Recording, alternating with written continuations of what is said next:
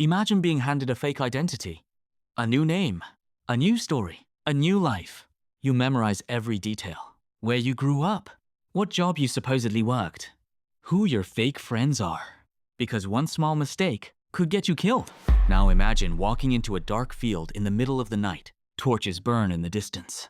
People stand silently beneath white robes. Nobody trusts you yet, and every single person there is wondering the same thing. Does he belong here? For decades, undercover agents and investigative journalists risked their lives infiltrating one of the most feared extremist organizations in American history, the Ku Klux Klan. And the terrifying part wasn't just the violence, it was how ordinary everything looked. Because most members didn't look like monsters. They looked normal.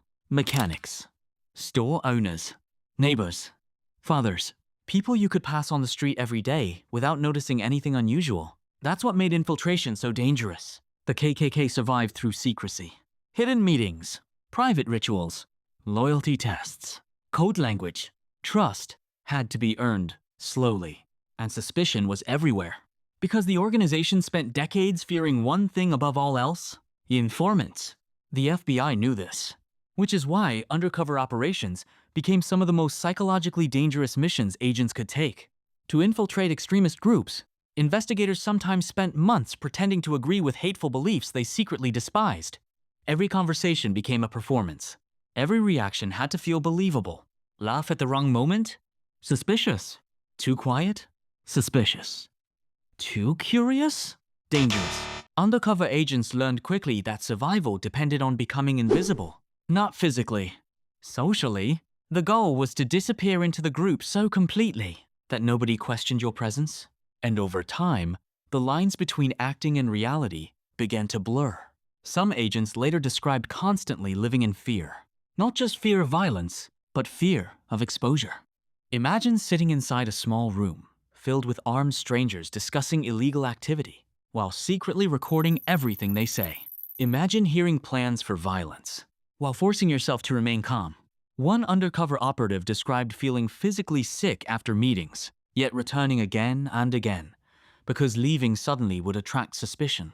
That's the strange reality of infiltration. The deeper you go, the harder it becomes to leave.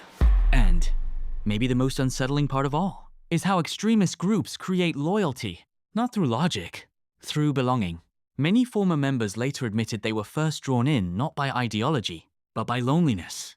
The organization offered identity, community, purpose, brotherhood. And once people became emotionally attached to the group, the beliefs became easier to accept. Psychologists call this gradual radicalization.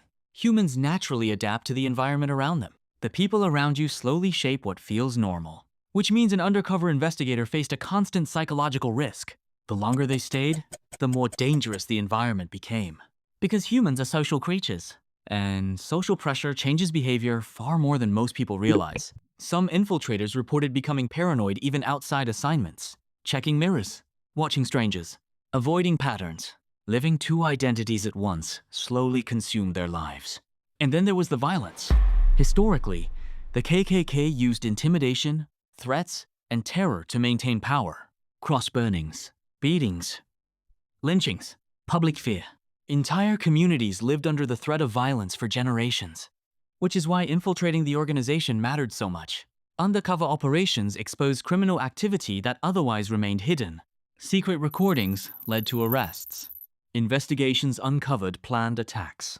Evidence gathered by informants helped dismantle violent groups from the inside. But infiltrating extremist organizations came with a cost. Some agents later described feeling emotionally numb after years undercover, because pretending to be someone else every single day changes the human mind. The brain adapts to survive, even when survival requires lying constantly. And maybe that's the darkest truth about undercover work. The greatest danger isn't always physical. Sometimes it's psychological. Because eventually, every undercover operative faces the same terrifying question after pretending to be someone else for so long.